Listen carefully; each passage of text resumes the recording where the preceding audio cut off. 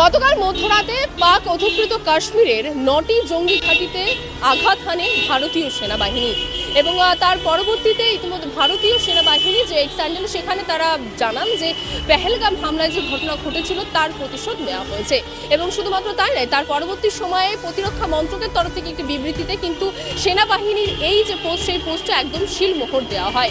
আমরা জানি পেহেলগাম ঘটনায় মূলত 26 জন পর্যটকের কিন্তু মৃত্যু হয়েছে, যার মধ্যে 25 জন ভারতীয় ছিল এবং একজন নেপালিও ছিল এবং এই পর্যটকদের সংখ্যার মধ্যে বাংলা থেকেও কিন্তু পর্যটক ছিল, যার মধ্যে একজন পর্যটকের নাম ছিল বিতান অধিকারী।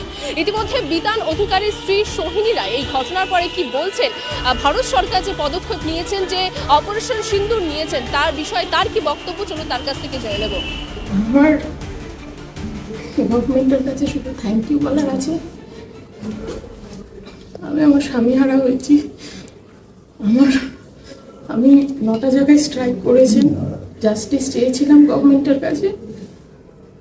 ইন্ডিয়া গভর্নমেন্ট উনি অ্যাকশন নিয়েছেন, তার জন্য আমি এই যে হাত জোর করে বলছি। কিন্তু একটাই প্রেয়ার, ভবিষ্যতে যাতে কারো সিঁদুর না যায়, এই জঙ্গি, এই টেররিস্ট, এদের প্রতি যাতে প্রচন্ড স্ট্রিক্ট হয়।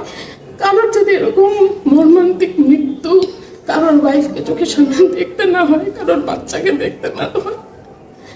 কিন্তু গভর্নমেন্ট অফ ইন্ডিয়া আমাদের প্রার্থনা শুনেছেন, ওনারা অ্যাকশন নিয়েছেন, ওনারা আমাদের পাশে আছেন। বাংলা হাটের আরও খবর দেখতে নজর রাখুন। বাংলা খবর মানেই বাংলা হাট।